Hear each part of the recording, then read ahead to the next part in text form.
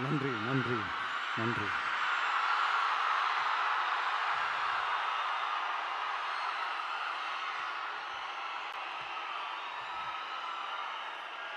நான் போன மீட்டிங்கில்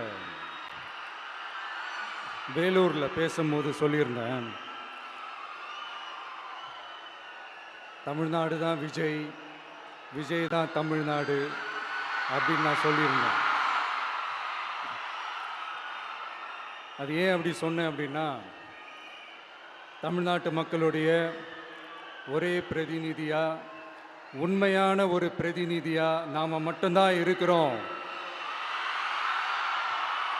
அப்படின்றதுக்காக தான் அப்படி நான் சொன்னேன். அப்புறம் அந்த தேர்தல் பற்றியும் நான் சொல்லியிருந்தேன். தமிழ்நாடு வர்சஸ் ஸ்டாலின் சார், அதாவது விஜய் வர்சஸ் ஸ்டாலின் சார், அதையும் நான் சொல்லியிருந்தேன். அப்புறம் இன்னொரு கேள்வியும் கேட்டிருந்தேன். இது தமிழ்நாடு சட்டசபைக்கான ஒரு தேர்தல், இதை ஏன் தமிழ்நாட்டுக்கும் டெல்லிக்குமான ஒரு எலெக்ஷன் சொல்கிறீங்க அப்படின்னு நான் கேட்டிருந்தேன். உடனே விஜய் பாஜகவுக்காக பேசுகிறாரு அப்படின்லாம் திருச்சி பேச ஆரம்பிச்சிட்டாங்க. அப்புறம் ரெகுலராக ஒன்று பண்ணுவாங்கல்ல, நம்மளுடைய சிறுபான்மை சகோதரர்களை பயமுறுத்தி பயமுறுத்தி ஒரு ஏமாத்து வேலை ஒன்று செய்வாங்கல்ல, அது இனிமே அவங்களால தொடர்ந்து செய்ய முடியாதுன்னு அவங்களுக்கு தெரிஞ்சு போச்சு. அதனால தான் நான் என்ன பேசினாலும் அதை திருச்சி பேசுறது, அந்த தில்லு முள்ளு வேலைகள்லாம் அவங்க செய்ய ஆரம்பிச்சிட்டாங்க. சென்னையில் டெல்லி டெல்லின்னு கூவுறதும், அடிக்கிற கொள்ளைக்கு ரைடு வந்துட்டா டெல்லிக்கு வெள்ளை கொடை பிடிக்கிறதும்,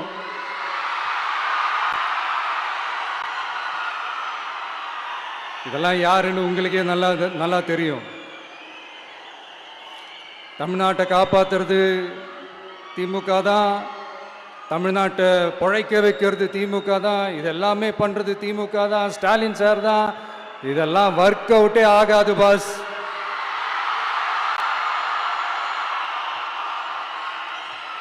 சின்ன பசங்களாம் சொல்ல ஆரம்பிச்சிட்டாங்க, ஓம் சக்தி பராசக்தி, திமுக ஒரு தீய சக்தி.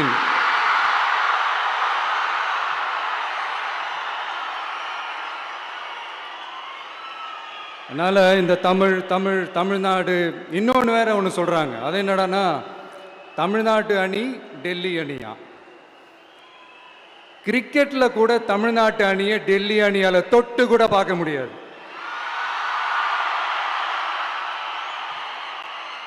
அப்படி இருக்கும்போது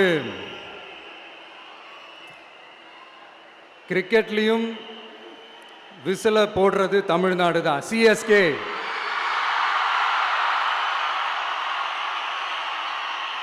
வரப்போற எலெக்ஷன்லையும் விசில போட போறது நம்ம டிவிக்கே தான். தமிழ்நாடு தான் டிவிக்கே, டிவிக்கே தான் தமிழ்நாடு. இந்த அணி அந்த அணி டெல்லி அணி இதெல்லாம் அனைத்தும் உடைஞ்சி நொறுங்கும், டிவிக்கே அடிச்சு நொறுக்கும்.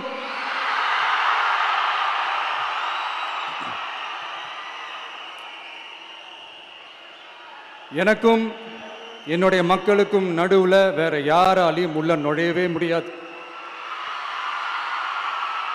இது ஒரு அம்மா பையன் உறவு, அப்பா புள்ள உறவு, அண்ணன் தங்கச்சி உறவு, அண்ணன் தம்பி உறவு, அக்கா தம்பி உறவு.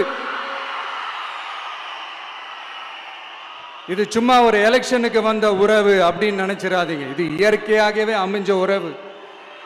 இது எவ்வளோ டீப்பான உறவுன்றது நான் உணர்ந்திருக்கிறேன். அதே மாதிரி நம்ம தமிழ்நாடு மக்களும் இதை உணர்ந்து இருக்கிறாங்க. இன்னும் சிம்பிளா சொல்லணும்னா, மற்றவங்களுக்கு வேணா இது எலெக்ஷன், ஆனா எனக்கும் என்ன நேசிக்கிற மக்களுக்கும் இட் இஸ் an emotion.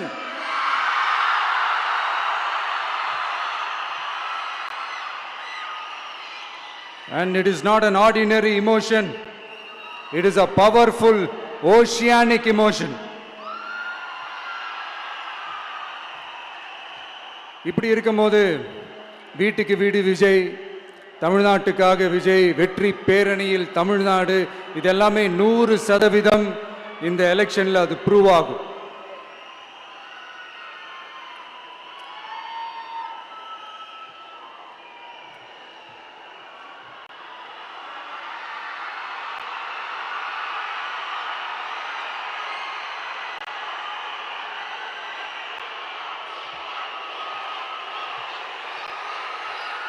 நீங்க எல்லாரும் எனக்கு இன்னொரு உறுதிமொழியை ஒன்று கொடுக்கணும்.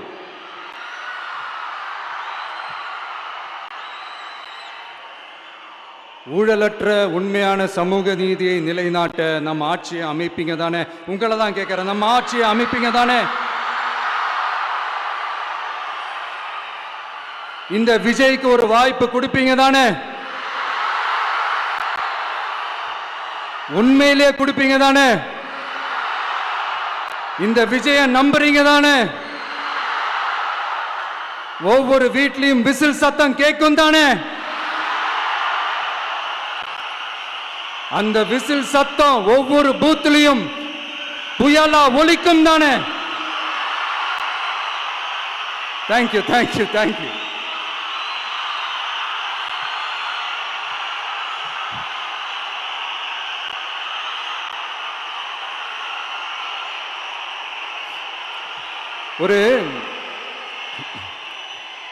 ஒரு டாக்டர் இருக்காருன்னா நாம் எப்போ அவரை பற்றி யோசிப்போம்? இப்போ நமக்கு ஏதாவது உடம்பு சரியில்லை அப்படின்னா அவரை யோசிப்போம், அவர் ஞாபகம் வரும். அது மாதிரி நமக்கு ஏதாவது ஒரு பிரச்சனை அப்படின்னா ஒரு வக்கீலை தேடிப்போம், அவர் ஞாபகத்துக்கு வருவார். இது மனித இயல்பு. அந்தந்த பிரச்சனை வரும்போது நம்ம அவங்கவுங்கள தேடி போவோம். ஆனால் ஆன் அ டெய்லி பேசிஸ் நம்ம சும்மா சாப்பிடும் போது கூட நம்மளை அறியாமல் ஒருத்தவங்களை பற்றி நினைப்போம். நம்மளை அறியாமல் அவங்களுக்கு நாம் நன்றி சொல்லுவோம். அந்த மதிப்பிற்குரிய அந்த மனிதர்கள் வேற யாரும் இல்லை, விவசாயி, விவசாயி, விவசாயி.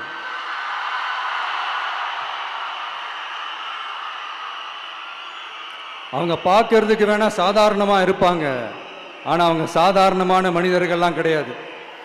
இந்த உலகத்தையும் மனிதர்களையும் படைச்சது கடவுள்னு சொல்லுவாங்க, ஆனால் அந்த கடவுளுக்கே படையல் போடுற உயர்ந்த மனிதர்கள் தான் நம்ம விவசாயிகள்.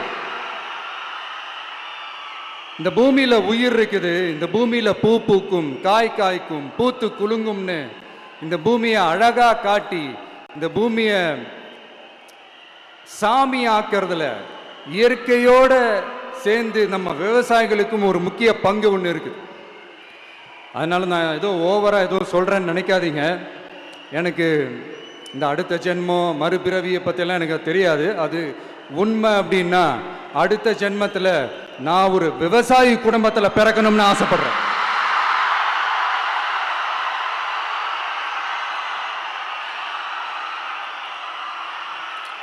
எனக்கு விவசாயத்தை பற்றி டீட்டெயில்டாக தெரியாது தான், நான் ஒத்துக்கிறேன். அதனால் மற்றவங்க மாதிரி நானும் டெல்டாக்காரன் தான் அப்படின்னு உங்க காதல டால்டா ஊத்தலாம் நான் வரல. எனக்கு விவசாயத்தை பத்தி டீட்டெயிலா தெரியலனா கூட அவங்க படுற கஷ்டங்களை பத்தி எனக்கு நல்லாவே தெரியும். நம்மளுடைய முதல் அரசியல் பயணம் தொடங்கினதே அந்த பரந்தூர் விஷயத்தை கையில் எடுத்து தான். அதனால நம்மளுடைய இந்த ஆட்சி அமைஞ்சதும் தீர்க்க வேண்டிய முக்கியமான பிரச்சனைகள்ல நம்மளுடைய விவசாய பிரச்சனைகளும் ஒன்று.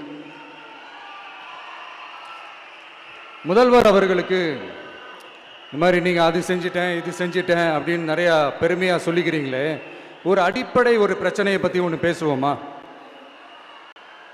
கொஞ்ச நாளைக்கு முன்னாடி ஐநா சபை ஒரு ரிப்போர்ட் ஒன்று வெளியிட்டிருந்தாங்க. அது கூட தினத்தந்தி நியூஸில் கூட வந்துச்சு. உடனே கூகுள் பண்ணி எதுவும் தேடாதீங்க, உங்கள் ஏஜென்சி வச்சு எதுவும் சர்வே கிருவே எடுக்காதீங்க. எதுக்கு உங்களுக்கு சிரமம்? நானே என்னன்னு சொல்கிறேன். தண்ணீர் திவால் அப்படின்ற அந்த தலைப்பில் தண்ணியே இல்லாமல் திவால் ஆக போகுது அப்படின்ற அந்த கட்டுரை படிக்கும் போது உண்மையிலேயே மனசுக்கு ரொம்ப பகீர்னு இருந்தது. இந்தியாவிலேயே அது முக்கியமாக நம்ம தமிழ்நாட்டில் இன்னும் கொஞ்ச காலத்திலேயே தண்ணியே இல்லாமல் திவாலாக போகுதான். அதுக்கு காரணம் நிலத்தடி நீரை பாதுகாக்காமல் விட்டது தான் காரணமாக. மண்ணையும் மணலையும் கொள்ளையடிச்சா பின்ன வேற என்ன நடக்கும்? மலைகளை முழுகினா பின்ன வேற என்ன நடக்கும்? கனிம வளங்களை கொள்ளையடிச்சா பின்ன வேற என்ன நடக்கும்? இந்த மணல் கொள்ளையில் ஈடுபட்டவங்களை மேல நீங்க சரியா நடவடிக்கை எடுக்கலன்னு அது போதுமானதாக இல்லை அப்படின்ட்டு சென்னை உயர்நீதிமன்றம் சொன்னிச்சே, மறந்துட்டீங்களா? இந்த மணல் கொள்ளை, கனிம வள கொள்ளை, இதுக்கெல்லாம் காரணம் மணல் மாஃபியா குரூப் தான் மதுரை உயர்நீதிமன்றம் அந்த கிளை சொன்னிச்சு. அதை மறந்துட்டீங்களா? இந்த மணல் மாஃபியா குரூப்புக்கு ஆதரவு அளிக்கிறது யாரு? உங்க திமுக கவர்மெண்ட் தானே. அது இல்லைன்னு சொல்ல முடியுமா? அவங்களோட டீலிங்ல இருக்கிறது யாரு? நீங்க தானே. அது இல்லைன்னு சொல்ல முடியுமா? தண்ணி திவாலாக போகுது, மணல் திவாலாக போகுது, கனிம வளம் திவாலாக போகுது. மொத்தத்தில் உங்க ஆட்சியில தமிழ்நாடு திவாலாக போகுது. கடன் மேல கடன் வாங்கிட்டு உங்க கவர்மெண்ட்டே குப்பராட்சி படுத்துக்குச்சு. உங்ககிட்ட பேசுறதும் ஒண்ணுதான். சரி, அதை விடுங்க.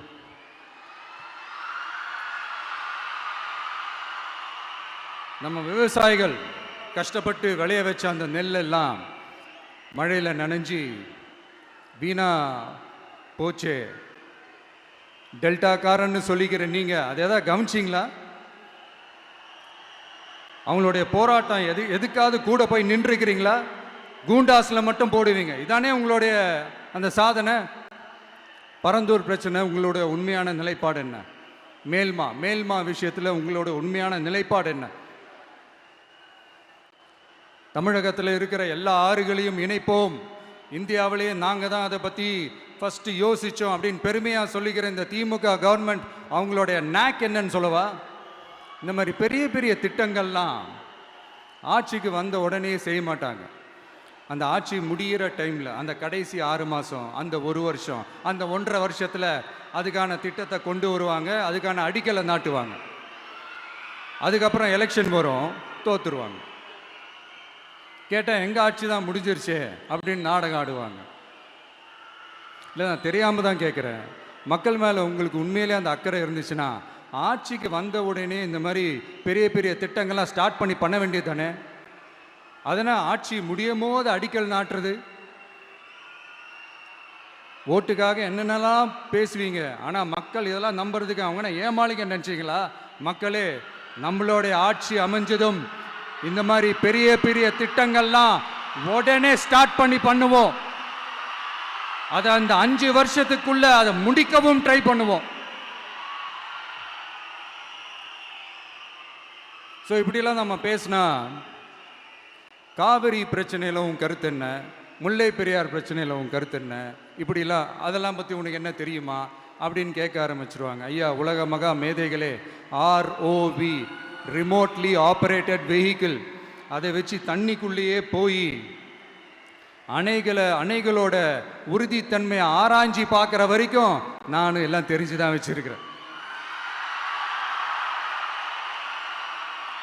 ஒருத்தன் சைலண்டாக இருக்கான், அமைதியாக இருக்கான்னா உடனே அவனுக்கு எதுவுமே தெரியாதுன்னு நினச்சிடாதீங்க. சும்மா கருத்து சொல்லிக்கிட்டு கம்பு சுற்றிக்கிட்டு இருந்தால் எல்லாமே நடந்துருமா? நசன் பேசி அதை கேட்டு மக்கள் வெறுத்து போயிட்டாங்க. உருப்படியா ஏதாவது யோசிங்கயான்னு மக்கள் நினைக்கிறத யாருக்கு தெரியுதோ தெரியலையோ, எனக்கு அது நல்லாவே தெரியுது. உரிய இடத்துக்கு போய் சம்பந்தப்பட்டவங்களோட பேசி அதுக்கான சொல்யூஷன் என்னன்னு தெரிஞ்சுக்கிட்டு அதை ப்ராப்பராக எக்ஸிக்யூட் பண்ணணும். அடுத்து, நம்மளுடைய கடல் விவசாயிகளான நம்மளுடைய மீனவர்களுடைய பிரச்சனைக்கு அப்பப்போ எந்திரிச்சு கடிதம் எழுதிட்டு திரும்ப தூங்க போயிடுவார். அவ்வளோதான், அதோட அது அப்படியே கிடக்கும்.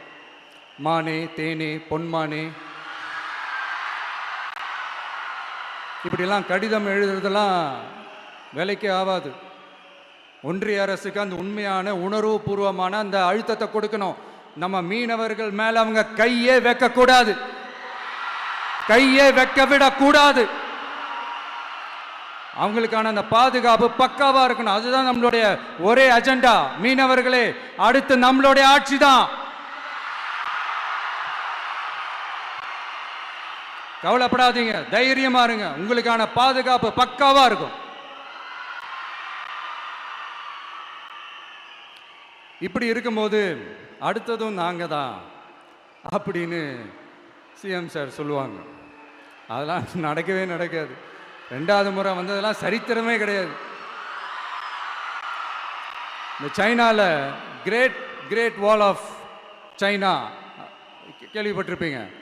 அதோடைய நீளத்தை விட பெரிய டாஸ்க் இது. ஆனானப்பட்ட அவங்க அப்பாவாலே முடியல.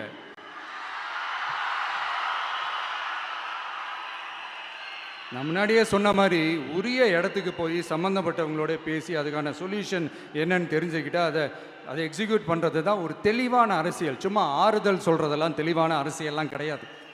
அதெல்லாம் ஒரு ஹம்பக் அரசியல். அரசியலுக்கு வந்துட்டா கலெக்ஷன் பார்க்கலாம் அப்படின்றதெல்லாம் அரசியல் கிடையாது. உண்மையிலே மக்களுக்கான அந்த உழைப்பு இருக்கணும். அதனால தான் நாம் அரசியலுக்கு வந்திருக்கிறோம். இது எதிரிங்களுக்கு நல்லாவே தெரியும். அதனால தான் நம்மளை சுற்றி அத்தனை சதிகள்.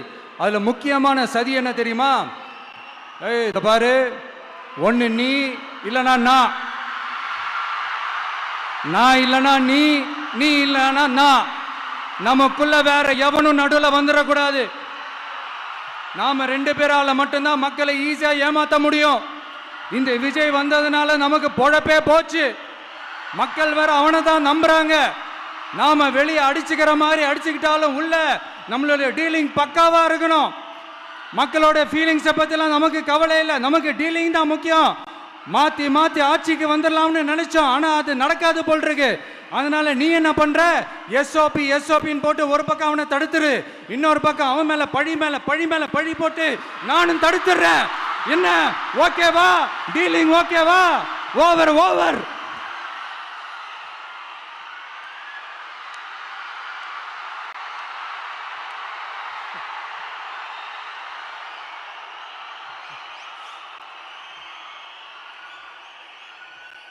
இல்லைங்க, உண்மையிலேயே சிரிக்கிறதா என்ன பண்ணுறதுன்னு எனக்கு தெரியல. உண்மையிலே இப்படி தான் இருக்கு அவங்க டீலிங்லாம்.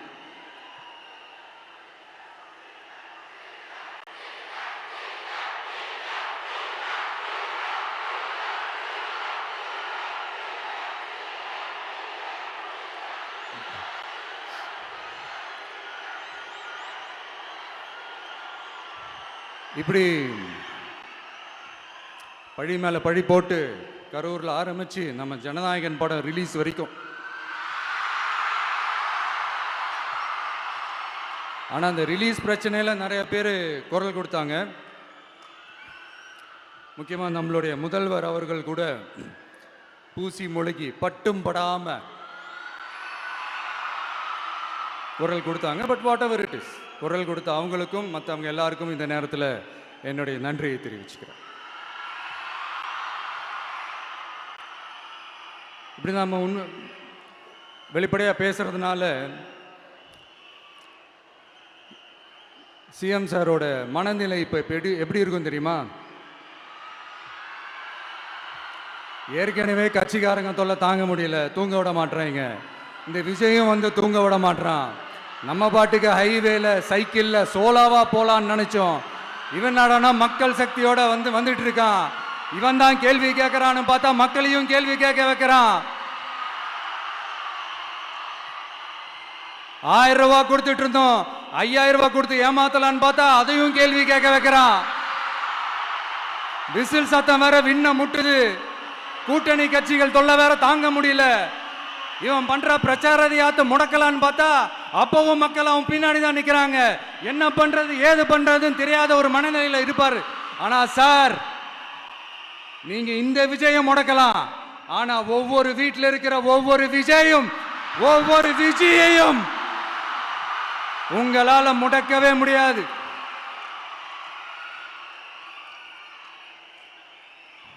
அவங்களாம் ஆல்ரெடி பிரச்சாரத்தை ஸ்டார்ட் பண்ணிட்டாங்க சார். வீட்லயே குடும்பமா இறங்குவாங்க பாருங்க பிரச்சாரத்துக்கு. அப்ப உங்களால மட்டும் இல்ல,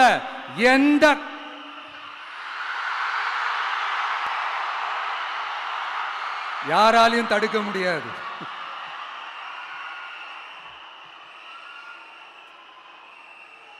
நம்ம டவுன் சவுத்தில் ஒரு ஊர்ல உங்க அப்பாவுக்கு வெங்கல சிலை வைக்கணும்னு ட்ரை பண்ணீங்கல்ல, அதுக்கு சுப்ரீம் கோர்ட் என்ன சொன்னாங்க?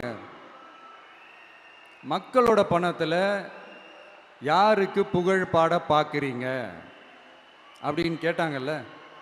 அதுக்கு என்ன அர்த்தம் தெரியுமா? ஊராம் வீட்டு நெய்யில உங்க வீட்டுக்கு ஸ்வீட் செய்யாதீங்க. எப்படி? ஊராம் வீட்டு நெய்யில உங்க வீட்டுக்கு ஸ்வீட் செய்யாதீங்கன்னு அர்த்தம்.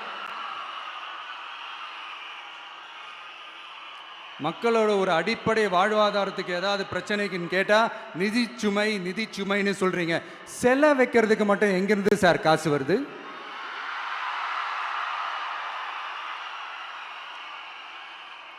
முதல்ல மக்களுக்கு அந்த சோறுக்கு வழி பாருங்க சார். செலை வைக்கிறத பத்திலாம் அப்புறமா யோசிக்கலாம். கேஸ் சிலிண்டருக்கு மானியமா 100 ரூபாய் தரேன்னு சொன்னீங்களே, என்னாச்சு?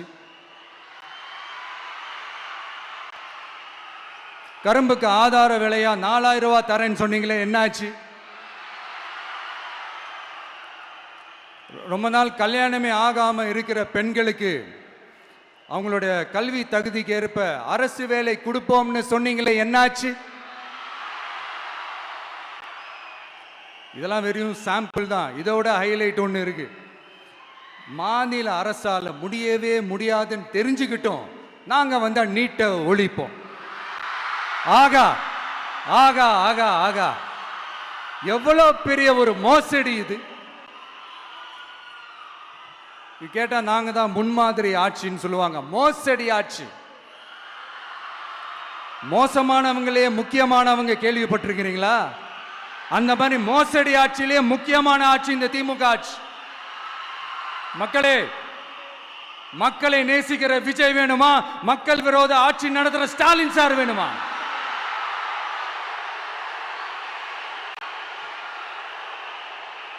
இந்த விஜய் நம்புறீங்களா, ஸ்டாலின் சார் நம்புறீங்களா?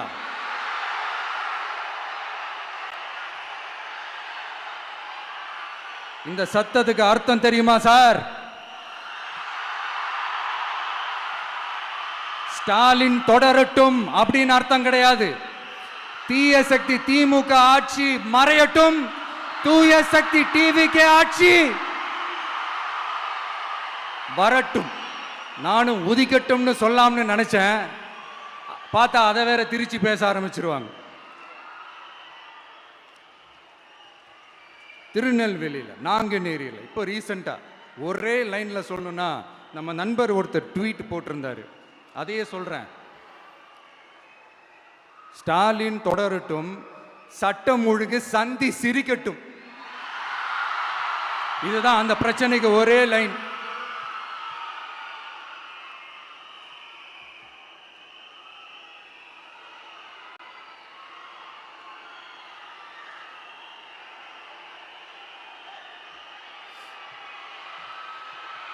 மக்களே, காஞ்சிபுரத்தில், வேலூர்ல எல்லாம் நம்மளோட விஷனை பற்றி சொன்னோம் இல்லையா? அதே மாதிரி இங்கேயும் சில விஷன்ஸை சொல்லணும்.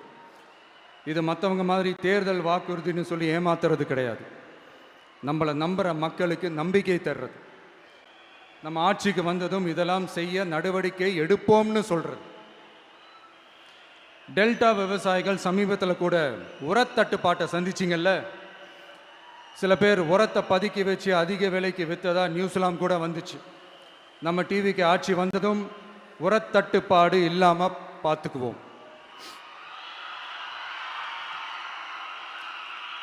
5 ஏக்கர் வரை நிலமுள்ள விவசாயிகள் வேளாண் கூட்டுறவு வங்கிகளில் வாங்கிய பயிர் கடன் முழுமையாக ரத்து செய்வதற்கும், 5 ஏக்கருக்கு மேல் உள்ள விவசாயிகள் வேளாண் கூட்டுறவு வங்கிகளில் வாங்கிய பயிர்க்கடன் 50% வரை ரத்து செய்வதற்கான சாத்திய கூறுகளை ஆராய்ந்து உறுதியாக நடவடிக்கை எடுப்போம். திமுக மாதிரி எல்லாருக்கும்னு சொல்லிட்டு அதுல தகுதி ஃபிக்ஸ் பண்ணி பாகுபாடு காட்டி ஏமாற்ற மாட்டோம். எல்லாத்தையும் வெளிப்படையாக சொல்லுவோம்.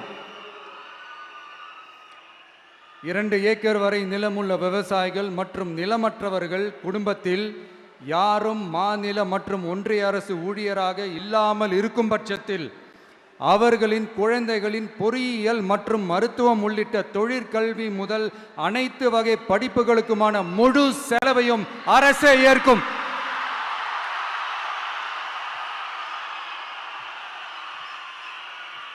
விவசாயிகளின் விருப்பத்திற்கு எதிராக எந்த திட்டமாக இருந்தாலும், ஒன்றிய அரசின் நெருக்கடியே இருந்தாலும் அந்த திட்டத்தை உங்களுடைய டிவிகே ஆட்சி முழுமையாக நிராகரிக்கும். எப்போதும் விவசாயிகளின் பக்கமே நம் ஆட்சி நிற்கும். கொள்முதல் நிலையங்களில் முறையாக நெல் மூட்டைகள் பாதுகாக்கப்படும். நெல் முளைத்து வீணாவதை பார்த்து கொண்டு நமது அரசு சும்மா இருக்காது. போதுமான கொள்முதல் நிலைய வசதிகள் ஏற்படுத்தப்படும். அதே போல கொள்முதல் நிலையங்களில் கொள்முதல் செய்வதற்கோ மூட்டை ஏற்றி இறக்கவோ ஒரு பைசா கமிஷன் வாங்காமல் பார்த்து கொள்ளப்படும். அப்படி கமிஷன் வாங்குவது யாராக இருந்தாலும் கடும் நடவடிக்கை எடுக்கப்படும்.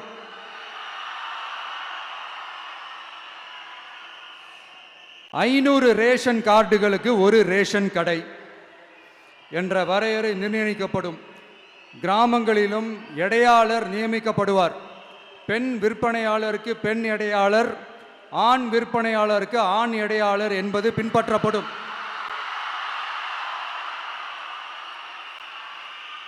ரேஷன் கடைகளில் அரிசி தவிர அனைத்து பொருள்களும் பாக்கெட் செய்து விநியோகிக்கப்படும்.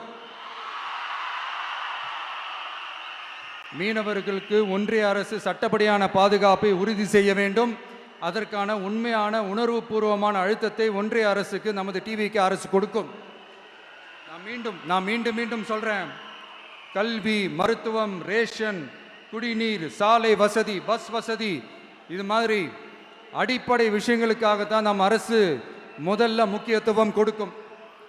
எனக்கு நம்மளோட குழந்தைகள், நம்ம பெண்கள், நம்ம இளைஞர்கள் லைஃபுக்கு முன்னுரிமை கொடுக்கணும். அரசு வேலை வாய்ப்புகள் மட்டும் இல்லாம தனியார் வேலை வாய்ப்புகளுக்கான வழியையும் உத்தரவாதத்தையும் உருவாக்கணும். அப்படி நாம் உருவாக்கிட்டாலே அவங்களுக்கான ரூட்டை நம்ம இளைஞர்கள் அவங்களே தேர்ந்தெடுத்துப்பாங்க. இத்தனை கோடி அத்தனை கோடி ஒப்பந்தம்னு சொல்லி விளம்பரம் மட்டும் செய்யாம உண்மையான ஒப்பந்தம் போட்டு வெள்ளை அறிக்கை வெளியிட்டு அதை செயல்படுத்தினாலே போதும், எல்லாம் தன்னாலே நடக்கும். இங்க என்னனையும் சொல்ல நினைக்கிறேன், இங்க அடுத்து நாங்க தான் நெஞ்சை நிமித்திரி கூவுற யாராச்சும் நாங்க ஊழலே செய்யாதவங்கன்னோ ஊழல் செய்யவே மாட்டோம்னோ நெஞ்சை தொட்டு மனசாட்சியோட சொல்ல முடியுமா?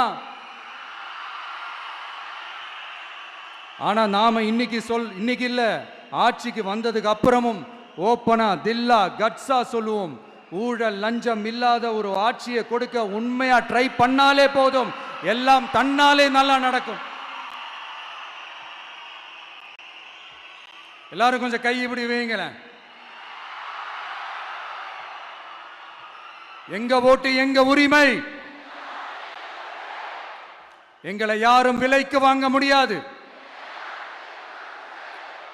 எங்க ஓட்டு விசில் சின்னத்துக்கு தான். யாரையும் நம்பி ஏமாற மாட்டோம்.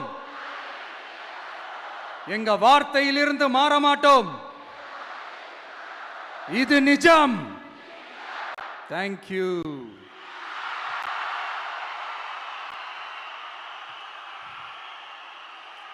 என் நெஞ்சில் குடியிருக்கும் தஞ்சை மக்களே,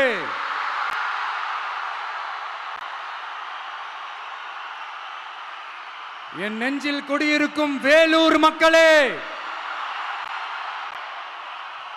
வேலூர்ல இதை நான் சொல்ல மறந்துட்டேன், சாரி. உங்களுக்காக இங்க நான் சொல்றேன், உங்களோட நான் இருக்கேன், நம்மளோட நம்ம மக்கள் இருக்கிறாங்க. இதுக்கு மேல என்ன வேணும்? கான்பிடென்ட்டா இருங்க, நல்லதே நடக்கும், வெற்றி நிச்சயம். மீண்டும் சந்திக்கும் வரை நன்றி, வணக்கம்.